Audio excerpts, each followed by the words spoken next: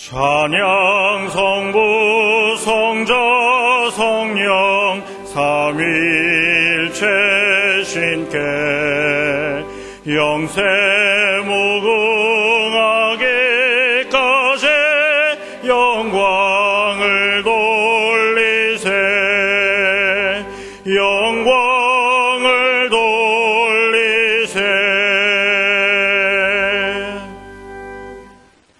천사가 여자들에게 일러 가로되 너희는 무서워 말라.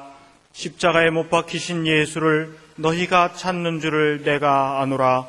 그가 여기 계시지 않고 그의 말씀하시던 대로 살아나셨느니라. 와서 그의 누우셨던 곳을 보라.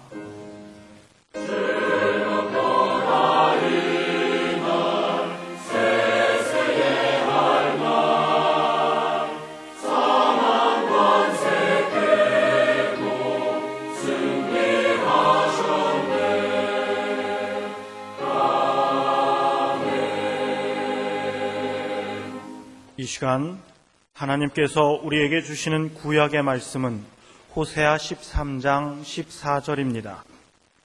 제가 가진 성경으로는 1268쪽입니다.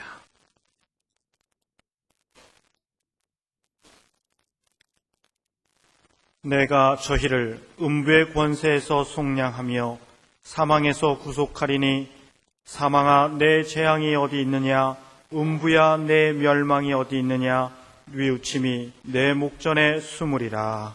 아멘.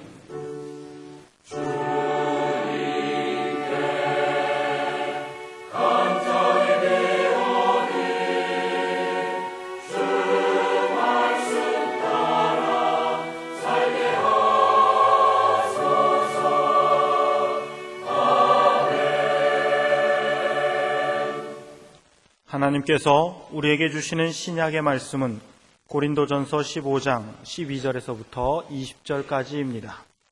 제가 가진 성경으로는 282쪽입니다.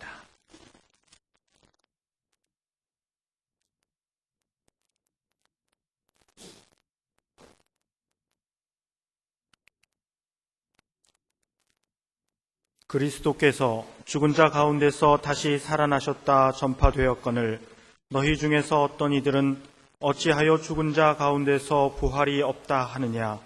만일 죽은 자의 부활이 없으면 그리스도도 다시 살지 못하셨으리라. 그리스도께서 만일 다시 살지 못하셨으면 우리의 전파하는 것도 헛것이요 또 너희 믿음도 헛것이며 또 우리가 하나님의 거짓 증인으로 발견되리니 우리가 하나님이 그리스도를 다시 살리셨다고 증거하였음이라. 만일 죽은 자가 다시 사는 것이 없으면 하나님이 그리스도를 다시 살리시지 아니하셨으리라. 만일 죽은 자가 다시 사는 것이 없으면 그리스도도 다시 사신 것이 없었을 터이요. 그리스도께서 다시 사신 것이 없으면 너희의 믿음도 헛되고 너희가 여전히 죄 가운데 있을 것이요. 또한 그리스도 안에서 잠자는 자도 망하였으리니 만일 그리스도 안에서 우리의 바라는 것이 다만 이생뿐이면 모든 사람 가운데 우리가 더욱 불쌍한 자리라. 그러나 이제 그리스도께서 죽은 자 가운데서 다시 살아 잠자는 자들의 첫 열매가 되셨도다. 아멘. 장생불자란 말이 있습니다. 죽지 않고 오래 산다는 뜻이고요. 불로장생이란 말은 늙지 않고 오래오래 산다는 의미입니다. 늙지 않고 죽지 않고 어쩌든지 오래오래 살고 싶은 마음을 옛날 사람들이 이렇게 표현했는데 요즘 사람들은 또 표현 방법이 다르더라고요. 그래서 9988234 99세까지 팔팔하게 살다가 이틀 앓고 3일 만에 돌아간다. 그러더라고요. 예나 지금이나 오래 살고 싶고 앓고 싶지 않고 다 그런 생각이지요. 필부, 즉 보통 사람들이야 그냥저냥 살다가 어차피 피할 수 없는 죽음, 운명처럼 맞이해왔지만 권력이나 부를 가진 사람들은 아무쪼록 늙지 않고 오래 살기 위해서 온갖 방법을 다 찾아보았습니다. 중국의 진시황은 동남 동료 3,000명을 동쪽으로 보내서 불로초, 즉 늙지 않는 불사약, 죽지 않는 약, 이걸 구해오라고 했다지 않습니까? 그런데 인간에게 있어서 누구를 막론하고 정확히 꼭 같은 일 중에 대표적인 것이 죽음입니다. 여기에 예외가 있습니까? 예외가 없습니다. 이것만큼은 완전히 공평합니다. 거기에는 원인이 있습니다. 지금까지 많은 사람들은 이 원인을 몰랐어요. 그래서 왜 죽어야 하는가? 병은 왜 생기는가? 별별 생각을 다 했더랬는데 로마서 5장 12절에 이러므로 한 사람으로 말미암아 죄가 세상에 들어오고 죄로 말미암아 사망이 왔나니 이와 같이 모든 사람이 죄를 지었으므로 사망이 모든 사람에게 이르렀느니라. 아담과 하와가 범죄함으로 원죄가 그 다음 사람들에게 쭉 끼쳐오고 그래서 사람은 나면 죽도록 돼 있어요. 이것이 어떻게 말하면 운명이고 이것은 또한 어쩔 수 없는 죄의 결과이기도 하고 그렇습니다.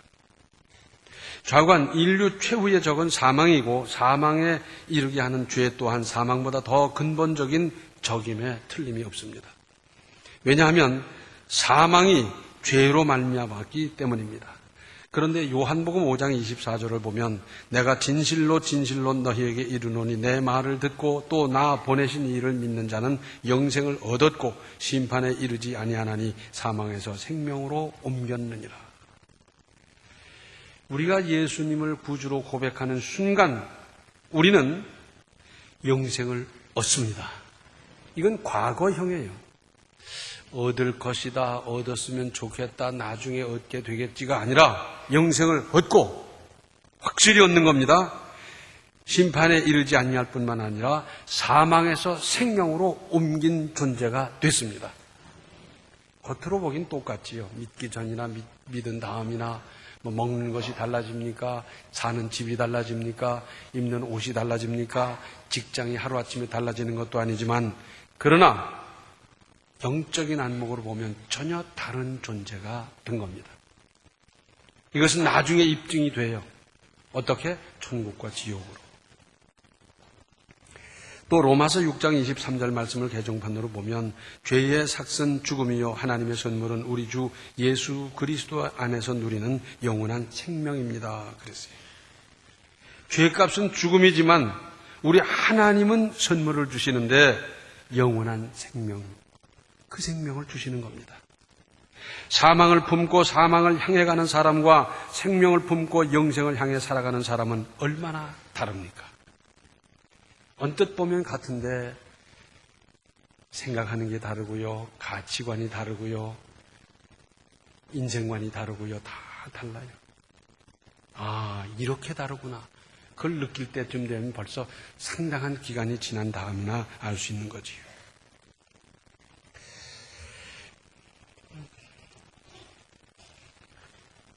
예수 믿는 사람도 죽습니다. 그러나 그 의미가 전혀 다릅니다. 영생의 구체적인 시작이 열리는 것이 죽음이에요. 죽음으로 말미암아 영생이 구체적으로 실현되는 거기 때문에 다르지요. 이사야서 25장 8절을 보면 사망을 영원히 멸하실 것이라 주 여호와께서 모든 얼굴에서 눈물을 씻기시며 그 백성의 수치를 온 천하에서 제하시리라 여호와께서 이같이 말씀하셨느니라.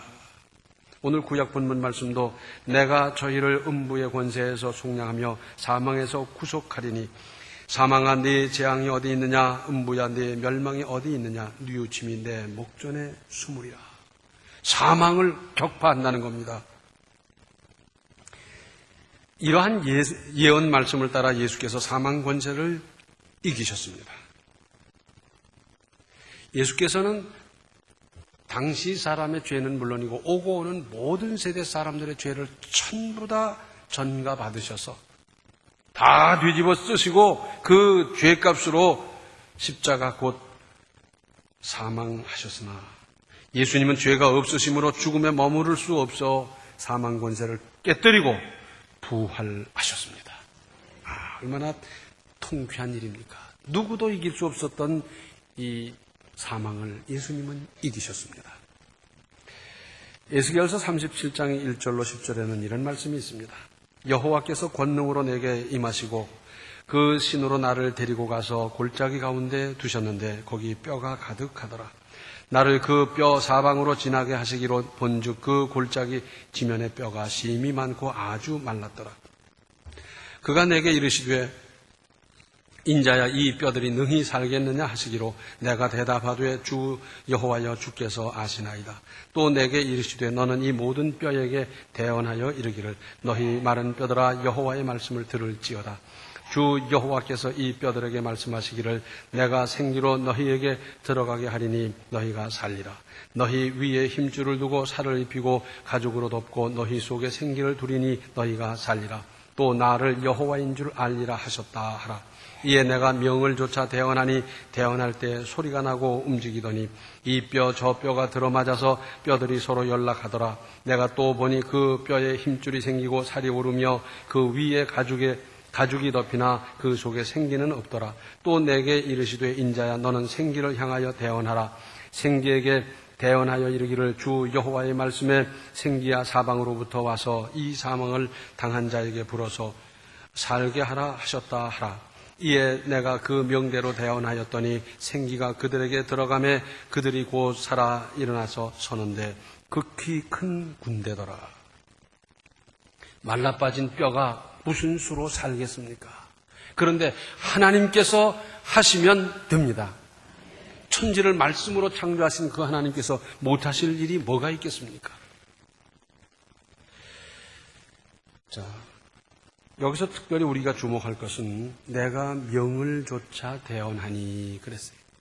하나님께서 하라는 대로 정확하게 대언했더니 그 대언한 대로 뼈들이 서로 움직여서 맞춰지고요. 그리고 살이 붙고 힘줄이 생기고 피부가 생기고 그리고 또 명했더니 거기 생기가 들어가서 사람이 됐는데 큰 군대가 됐더라 그랬어요. 한번 생각해 보십시다.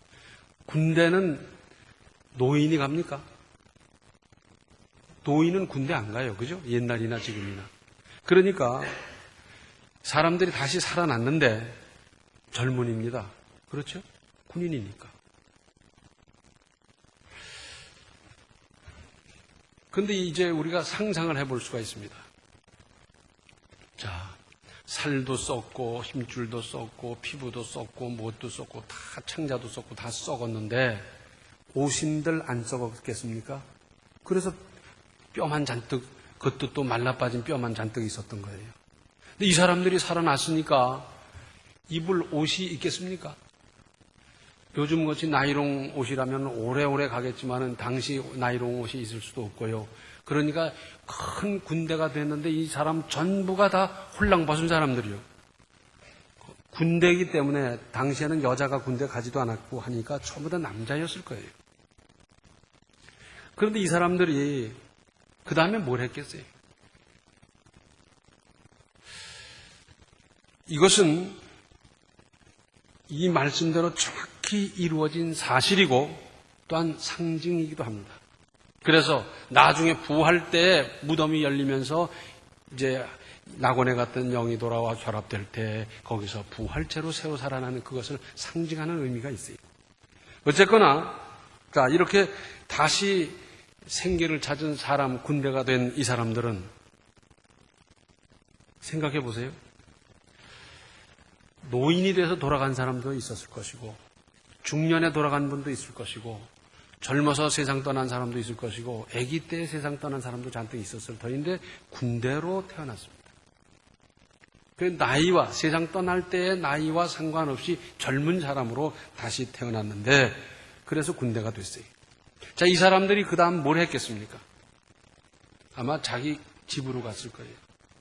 근데 옷을 다 벗었으니까 우선 급한 대로 아래라도 가려야 될 테니까 그거 가리는데도 상당히 어려움이 따랐을 거예요. 그 많은 사람을 무슨 수로 가리겠어요? 어느 날 어떤 집에 아주 젊고 준수한 사람이 나타났습니다. 그리고 이게 내 집이라는 거예요. 아니 어서 듣도 보도 못하던 사람이 와가지고 허름한 옷을 입고 나타났는데 내 집이라는 겁니다.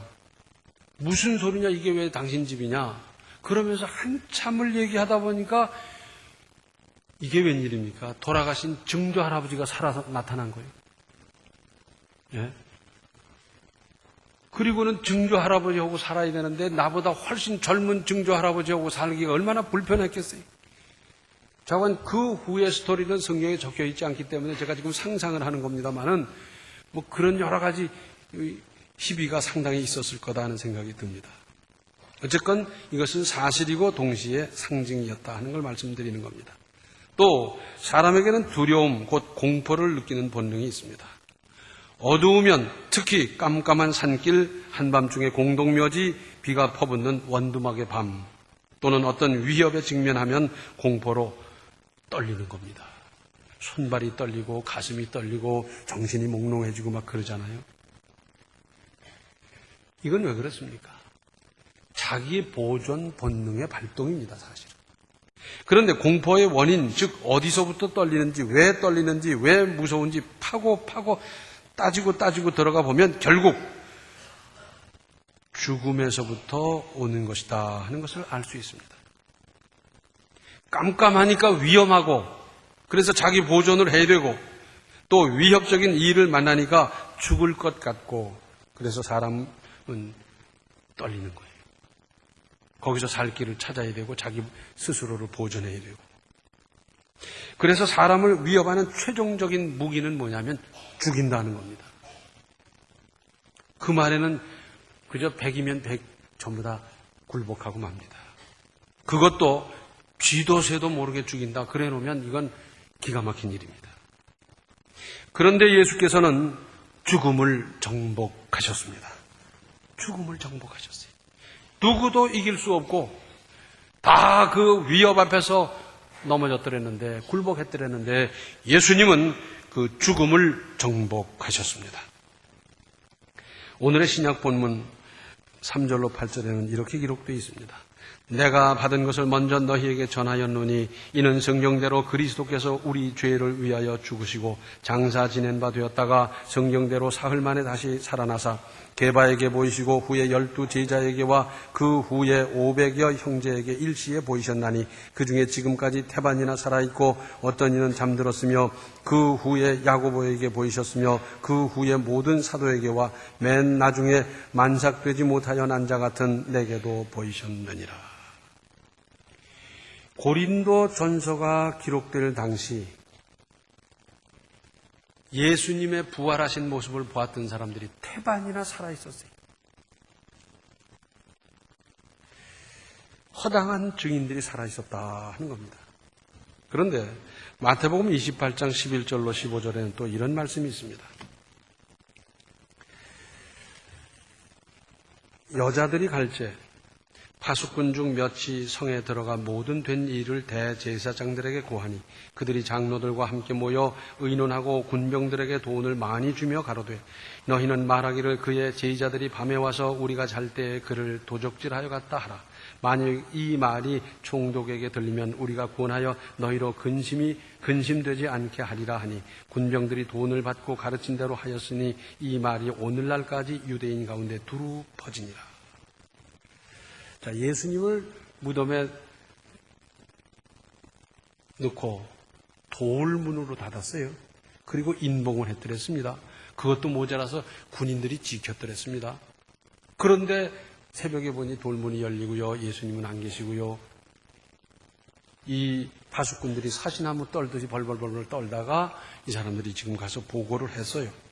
그랬더니 돈을 잔뜩 주면서 하는 말이 그 제자들의 밤중에 훔쳐갔다 그래라. 그래서 그 소문을 퍼뜨렸더니 그 소문이 일부 남아있기도 하다. 그런 말입니다.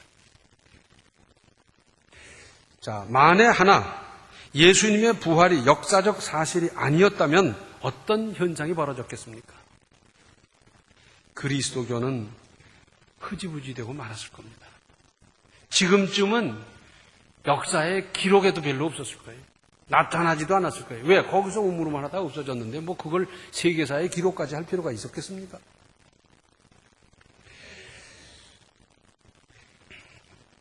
그런데 예수님으로 말미암은 복음은 지금까지 2000년 아니 앞으로 얼마든지 즉 예수께서 재림하실 때까지 이어지고 퍼져 나갈 것입니다. 왜? 예수님의 부활은 역사적인 사실이기 때문입니다. 역사를 공부해 보면 위문서 사건이 종종 있습니다. 즉 가짜로 만든 문서로 말미암아 현혹되거나 잘못 판단하게 하는 일입니다. 그랬던 일도 다 묻혀버릴 줄 알았는데 100년, 200년, 300년, 400년 후에 밝혀지는 일이 얼마나 많이 있습니까? 하물며 예수께서 부활하지 않았다고 한다면 이게 어떻게 됐겠어요? 어거지로 믿어보려고 하는 사람 혹 몇 사람 있었을지 몰라도 그것이 몇 년을 지탱할 수 있었겠습니까? 거짓말은 다 밝혀지게 되어 있지 않습니까? 무엇보다 예수께서 잡혀가고 채찍으로 맞으면서 모욕당하시고 십자가에서 처참하게 죽어져 가실 때 비겁하게 도망쳤던 제자들이 그 후 어쩌면 그렇게도 용감한 사람들이 될 수 있었겠습니까? 이것이 중요합니다. 사도행전 5장 40절 하반절로 41절 42절을 보면 이렇습니다. 사도들을 불러들여 채찍질하며 예수의 이름으로 말하는 것을 금하고 놓으니 사도들은 그 이름을 위하여 능력받는 이 일에 합당한 자로 여기심을 기뻐하면서 공회 앞을 떠나니라. 저희가 날마다 성전에 있든지 집에 있든지 예수는 그리스도라 가르치기와 전도하기를 쉬지 아니하니라. 자, 예수님의 제자들을 붙잡아다가 채찍질했다. 이것은 뭐 도대 때렸다는 정도가 아닙니다. 우리 다 아시잖아요. 채찍 끝에는 이 쇳덩어리가 있어가지고 살점이 뜯어져 나가는 그 채찍으로 매를 맞았어요. 그러면서 뭐라 그럽니까? 다시는 예수 소리 하지 마라. 그리고 풀어줬는데 그쯤 됐으면 보통 사람이라면 어떡하겠습니까? 집에 가서 뭐 고약을 발라라, 무슨 뜸질을 해라, 무슨 스포를 해라 하면서 끙끙 앓고 야단을 했을 것이고, 그리고 또 그러다 붙잡혀가면 이보다 더 심한 아픔을 당할 텐데, 아니 우리 선생님 같이 저 십자가에 못 박혀서 나도 그렇게 처참하게 죽을지도 모를 텐데, 아이고 다시는 못하겠다 덜덜 떨면서 맹세하고 앉아 있을지도 모릅니다. 그런데 그렇게 비겁하게 도망쳤던 이 제자들이 어쩌면 그렇게 용감한 사람이 될 수 있었겠습니까? 이분들이 다시는 예수 소리 하지 말라고 그러고 매를 쳐서 내보냈더니 이 사람들이 끙끙 앓고 있었던 게 아니라 사도들은 그 이름을 위하여 능력받는 일에 합당한 자로 여기심을 기뻐하였다 하는 겁니다. 나는 도망갔던 사람이고 나는 부인했던 사람이고 나는 비겁한 사람이었는데 나 같은 것이 우리 주님의 고난에 동참할 수 있었다니 이것이 얼마나 대단한 일인가. 이것을 기뻐했다는 겁니다. 슬퍼하고 아파하고 도망가고 그러는 것이 아니라 그것을 기뻐했고요. 뿐만 아니라 저희가 날마다 성전에 있든지 집에 있든지 예수는 그리스도라 가르치기와 전도하기를 쉬지 않았다는 겁니다. 어쩌면 이렇게 사람이 변할 수가 있습니까? 예수께서 부활하지 않았더라면 이런 일이 가능하겠습니까? 오늘날로 말한다면 죽이려면 죽여라. 우리 선생님같이 나도 부활할 거다. 확신에 불타고 있었기 때문에 이럴 수가 있었습니다. 나도 부활한다. 히브리서 11장 38절 상반절을 보면 이런 사람은 세상에 감당치 못하도다 그랬어요. 세상은 몇 대 때리기만 해도 그냥 벌벌 떨고 경제적인 압박만 가해도 벌벌 떨고 여러 가지 횡포를 부려도 벌벌 떠는데 이건 죽인다고 그래도 실제로 죽이는 일이 벌어지는데도 불구하고 죽이려면 죽여라. 그러면서 나가는 이 사람들을 세상이 무슨 수로 감당을 하겠습니까? 세상이 감당을 못한다는 겁니다.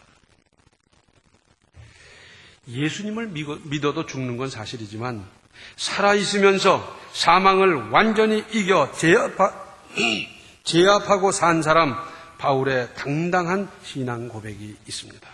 고린도전서 15장 55절로 58절에 사망아 너의 이기는 것이 어디 있느냐? 사망아 너의 쏘는 것이 어디 있느냐? 사망에 쏘는 것은 죄요 죄의 권능은 율법이라. 우리 주 예수 그리스도로 말미암아 우리에게 이김을 주시는 하나님께 감사하노니 그러므로 내 사랑하는 형제들아 견고하며 흔들리지 말며 항상 주의 일에 더욱 힘쓰는 자들이 되라. 이는 너희 수고가 주 안에서 헛되지 않은 줄을 알미니라. 죽인다 그러면 겁내고 그러는데 사망 리까진 게 뭐냐는 겁니다. 살아있으면서 사망을 제압하고 사망을 능가하고 살아간 사람입니다. 그러면서 사망 아무것도 아니니까 혹 위협하고 핍박하고 무슨 고통을 가한다 하더라도 그런 것 때문에 흔들리지 말아라. 주를 위한 수고와 헌신과 고난과 이 모든 것은 다 주님께서 상급으로 쌓아두실 텐데 왜 흔들려야 하느냐? 그럴수록 마음 단단히 먹고 이겨나가자 하는 것입니다. 그러니까 부활신앙으로 완전 무장한 바울의 신앙 고백, 이것이 남의 고백이 아니라 내 고백이 되는 믿음이 되어야 하지 않겠습니까? 오늘 신앙 본문 말씀의 결론은 이렇습니다. 그러나 이제 그리스도께서 죽은 자 가운데서 다시 살아 잠자는 자들의 첫 열매가 되셨도다. 이 첫 열매, 이게 기가 막힙니다. 첫 열매만 보면 되는 거예요. 다음 열매, 3번째, 200번째, 300번째 열리는 열매는 안 봐도 알아요. 왜? 첫 열매와 똑같거든. 그래서 첫 열매의 모양이나 색깔이나 당도나 크기와 똑같은 열매가 열리게 돼 있어요. 그래서 수확은 가을에 하지만 사는 건 언제 삽니까? 늦은 봄쯤 되면 사는 거예요. 예를 들어 사과나무다 그러면 이 나무에서 몇 개가 열리겠다. 또 실제로 이렇게 보니까 열리는 것이 보이기도 하고요. 그럴 때 첫 열매 딱 보고 그 첫 열매 작년에 어떻게 열렸고 그동안 시비를 어떻게 해서 당도가 어떨까 짐작하고 그리고 몇 주를 사두는 겁니다. 그리고 가을에 수확하는 거예요. 첫 열매만 보면 되는 거예요. 우리 예수 그리스도께서 첫 열매가 되셔서 다음에 부활할 모든 사람들은 예수님과 꼭 같은 모습으로 부활할 것이고 우리에겐 이 보장을 해 주셨습니다. 내가 잘나서 되는 게 아니고 전적으로 하나님의 은혜로 말미암아 우리는 이 보장을 받고 사는 겁니다. 그래서 죽어도 사는 것이고 살아있으면서 죽음을 능가하고 제압하고 사는 것이고 그리고 영생을 소유하고 사는 이 떳떳한 인생이 우리에게 보장되어 있습니다. 얼마나 은혜스럽습니까? 얼마나 은혜스러워요. 예수님은 부활하신 후에 시간과 공간의 제약을 받지 아니하셨고 그리고 닫힌 문 거기도 들고 하셨어요. 그러면 그 부활체는 어떤 모습이고 어떤 차원일까? 우리는 짐작하기 어려워요. 왜? 우리는 2차원 이상은 생각하고 상상하기가 힘들기 때문에 더 이상 그거 상상할 필요도 없고요. 다만 우리 예수께서 부활하셨던 그 모습대로 우리도 부활해서 그리고는 영원한 생명체로서 부활체로서 살아가는 겁니다. 우리 하나님과 더불어서 세상을 심판하며 세상을 지배하며 살아가는 우리 보장. 얼마나 대단합니까? 이 부활신앙이 확실하면 1년 전에 죽으면 어떻고 2년 후에 죽으면 어떻고 10년 전에 죽으면 어떻고 10년 후에 살면 어떻고 이거 아무 관계도 없어요. 사실은. 오히려 견고하여 흔들리지 말고 주의 일에 힘쓰는 거기에 우리의 생을 맞춰가고 초점을 맞추고 그 일을 힘쓰는 것이 더 중요하지 몇 년을 더 살고 덜 살고 그렇게도 중요합니까? 우리 주님은 이렇게 보장해 주셨습니다. 부활의 보장 속에서 세상을 이기며 능력 있고 떳떳하게 살아가시기를 바랍니다. 기도하시겠습니다. 은혜로우신 아버지 하나님, 저희가 뭡니까? 아무것도 아닌데 주님께서 이렇게 사랑하셔서 구원하셨을 뿐만 아니라 주님께서 부활의 첫 열매가 되심으로 꼭 같은 부활을 우리에게 보장해 주셨습니다. 아무것도 아닌 일에 덜덜 떠는 것이 아니라 이제는 죽음까지 지배하며 살고 능가하며 살고 제압하며 사는 우리의 인생이 되게 하여 주시고 이런 믿음으로 세상을 이기고 나를 이기고 그리고 하나님의 뜻을 이루며 사는 견고하며 흔들리지 말며 주님의 뜻을 더욱 이루어가는 우리의 삶을 건설해 가게 하여 주시옵소서. 예수님의 이름 받들어 간절히 기도하옵나이다. 아멘. 예수님의 부활을 바라보며 우리도 죽음을 이기는 삶을 이루십시오. 지금은 죽음을 사망 권세를 이기신 생명의 주 예수 그리스도의 은혜와 하나님 우리 아버지의 극진하신 사랑과 성령의 감화 감동 충만 교통하심이 부활신앙으로 확신에 차서 이 세상을 이기며 살기로 작정하는 모든 성도들 머리 위에 이제로부터 영원토록 함께 계시기를 간절히 축원하옵나이다. 아멘.